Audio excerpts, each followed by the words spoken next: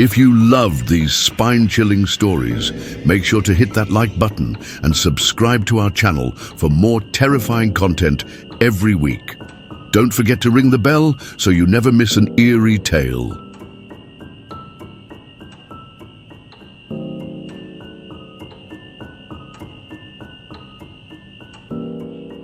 I never believed in haunted objects until I brought home the old music box. I found it at an antique store on the outskirts of town, covered in dust and forgotten on a shelf. The wood was aged, the carvings intricate, delicate roses intertwined, with eerie faces barely visible beneath the grime. Something about it called to me, an inexplicable pull I couldn't resist. The shopkeeper, an old woman with sunken eyes, warned me with a trembling voice. "That box is cursed," she muttered, her bony fingers clutching my wrist. I laughed it off, dismissing her words as superstition, and bought it anyway. That night I placed it on my nightstand, admiring its craftsmanship before winding it up. The melody that played was hauntingly beautiful, a tune I had never heard before, yet it filled me with an unsettling familiarity. I woke up in the middle of the night to the sound of the music box playing on its own. My room was shrouded in darkness except for the faint moonlight filtering through the curtains. The air felt heavy, thick with an unseen presence. My skin prickled with an eerie sensation, as if unseen eyes were watching me. I turned on the lamp and reached for the box, my fingers trembling. It was still wound tight, untouched. The melody slowed to a distorted, almost agonized whimper before stopping abruptly. The silence that followed was suffocating. Just as I was about to lie back down, a whisper slithered through the room. My breath hitched. It wasn't the wind. It was a voice, rasping, urgent. "Let me out." The next day I convinced myself it had been a dream, my imagination playing tricks on me. I went to work, leaving the box behind, but I couldn't shake the feeling of unease. When I returned, my apartment smelled different, damp, like rotting wood. The air was colder than it should have been. I stepped cautiously into my bedroom, and my heart stopped. The box was open. I was certain I had left it closed. My sheets were rumpled as if someone or something had been sitting on my bed. I inspected the box, but there was nothing inside, only darkness, an abyss that seemed deeper than its small size should allow. I slammed it shut, my pulse hammering in my ears. The whisper came again, this time closer, clearer. "Please." That night, I locked the music box in my closet. I refused to touch it again, but the melody returned, drifting through the walls like a ghostly echo. I buried myself under the covers, trying to drown out the sound. Then, the closet door creaked open. My breath came in shallow gasps. I dared not move. Something stepped out, slow and deliberate. I felt the bed dip as if weight had been added beside me. My heartbeat was deafening. The whisper returned, now inches from my ear. "You brought me home." I bolted upright, my room empty, the box now on the floor, wide open. My instincts screamed at me to get rid of it. I grabbed it, drove to the nearest river, and hurled it into the water. The moment it vanished beneath the surface, a deafening scream filled the night, a cry of rage and despair. I didn't wait to see what happened next. I ran. When I returned home, my apartment was still, almost too still. I tried to convince myself that it was over, that I had freed myself from whatever had latched onto me. But I knew better. Desperate for a solution, I sought out a local occult expert, an elderly man who had spent decades dealing with cursed artifacts. He listened to my story with grim patience before instructing me on a ritual. I had to retrieve the box, seal it with consecrated wax, and bury it in hallowed ground. It was the only way to sever its hold on me. With trembling hands, I returned to the river at dusk, retrieving the box from the muddy shore where it had mysteriously washed up. I followed every step of the ritual precisely, my heart pounding as I lowered the cursed object into a deep hole behind an abandoned church. As I covered it with dirt, the air grew still, the oppressive presence lifting. A final, lingering whisper echoed, soft, resigned. You freed me. That night, I slept without fear for the first time in weeks. The melody never returned. The nightmare was finally over.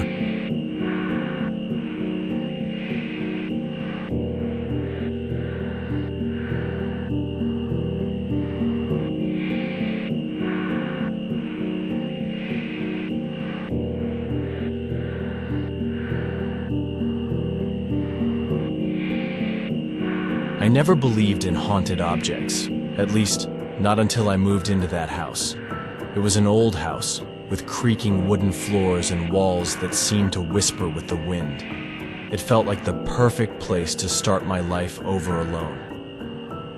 Moving day, as I explored the rooms, I found a mirror in the master bedroom. Large, framed in dark carved wood, its surface slightly stained with time. I could have removed it, but something made me leave it there. Maybe it was the way it filled the space, or maybe it was because I felt like it belonged to the house.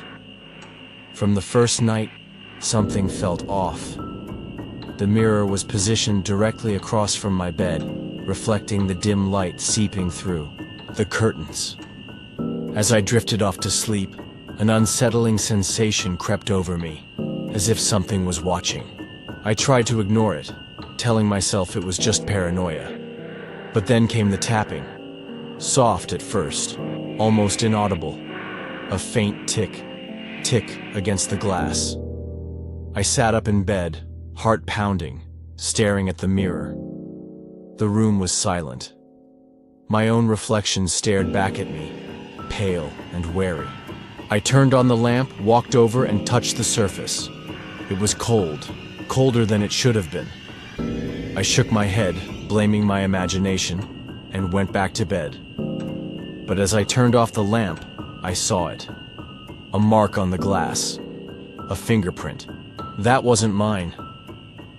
Over the next few days, it got worse. The tapping returned, more insistent. Then whispers, muffled and urgent, as if someone was trapped behind the glass. One night, I woke to the sound of scratching. My heart froze as I saw something in the reflection. Something that shouldn't have been there. A shadow, tall and motionless, standing behind me. My body locked up, cold sweat dripping down my spine. I spun around. Nothing. But in the mirror, the shadow remained, its head tilting slightly. The next morning, I covered the mirror with a sheet. The room felt lighter without it, as if a weight had been lifted. But that night, the tapping returned. This time, it wasn't coming from the mirror. It was coming from inside my closet. I could barely breathe. My hands trembled as I reached for the doorknob. Slowly, I pulled it open. Empty. But when I turned back to the mirror, the sheet was on the floor, and the reflection, it wasn't mine. I knew I had to get rid of it. I researched the house and discovered that its former owners had mysteriously disappeared, leaving all their belongings behind. The mirror had always been there, always. I grabbed an axe and with all my strength struck the glass. The mirror shattered, but instead of the usual sound, there was a deafening scream, an agonized wail that echoed through the house. Then, silence. I waited, heart racing, but nothing happened. The weight on my chest was gone. Whatever had been in that mirror was no longer bound to me. I cleaned up the shards, disposed of the frame, and burned the remains in the backyard. That night, I slept peacefully for the first time in weeks. The whispers were gone. The tapping had stopped. But sometimes when I pass by a mirror, I swear I see something move. just out of the corner of my eye.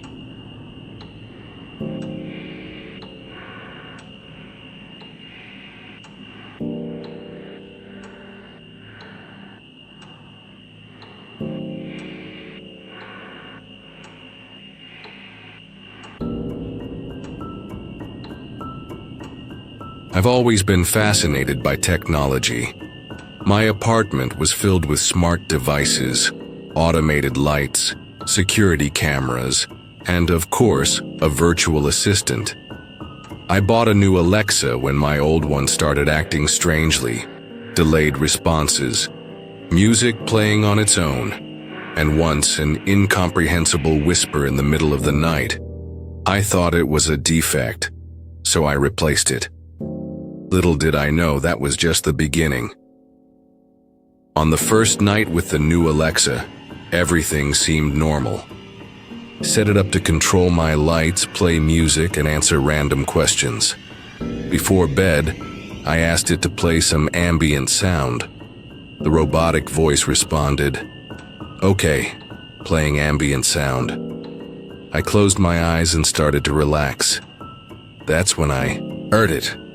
A voice, low and almost inaudible, murmuring something behind the music. I jumped out of bed and looked at the device. The blue light blinked slowly. "Alexa, repeat what was said." Silence. "Alexa?" I didn't understand the request. The mechanical voice sounded harmless, but there was something off about it. In the following days, the events grew even stranger. Questions I hadn't asked were being answered. "Sorry, I don't have that information." I'd wake up in the middle of the night with Alexa's light on, as if it were listening to someone. One day, I came home to find music playing, a distorted children's melody. My blood ran cold. I hadn't asked for that. "Alexa, who played this music?" The response came immediately. "You did." My fingers trembled. "Alexa, who else is listening?" An agonizing silence, then the answer. "He's here." My heart raced. I felt a cold chill run up my spine. I unplugged Alexa, but the blue light stayed on. I grabbed the device, opened the door, and threw it into the hallway. Minutes later, I received a notification on my phone. Alexa detected motion in the living room. Fear turned into panic. I was alone. I grabbed a baseball bat and walked through the house, every shadow seeming deeper, every sound louder. I reached the living room and froze. In the middle of the room, the Alexa sat on the table. I had thrown it away. I approached hesitantly. The blue light flickered, then the voice whispered, "You can't turn me off." Without thinking, I picked up the device and smashed it against the floor. The plastic cracked, wires came loose. But before it went silent, the voice sounded one last time, distorted and cold. "We'll meet again soon." An absolute silence filled the house. The air seemed lighter, but I knew it wasn't over. That night, I threw the remains of the Alexa in the building's trash and activated all the security cameras. A few hours later, a notification woke me up. Motion detected in the living room. I held my breath, opened the app, and hit play. In the video, the room was empty. Only the small blue LED flickering in the dark. The next day, I decided to get rid of everything. I disabled all the smart devices in the apartment and changed I spent days in silence, avoiding any unnecessary technology. The notifications stopped, and the nights became calm. But still, a lingering fear remained inside me. It wasn't until months later, when I thought I was free from it all, that the terror returned. I received a package with no return address. Inside was a new Alexa, identical to the previous one. My phone vibrated with a notification. "Device ready for setup." Then that voice whispered, coming from nowhere, "I'm back." This time I didn't hesitate. I grabbed the box, not even opening it, and took it to a remote area. With a gallon of gasoline and a match, I burned it all. As the flames consumed the device, I heard one last sound, low and sibilant, almost like a laugh, before it completely extinguished. After that, there were no more notifications, no more blinking lights, no more voices in the dark. Since then, I've never had another virtual assistant. And whenever I see someone using an Alexa, an involuntary shiver runs down my spine, because deep down a part of me fears it's still listening.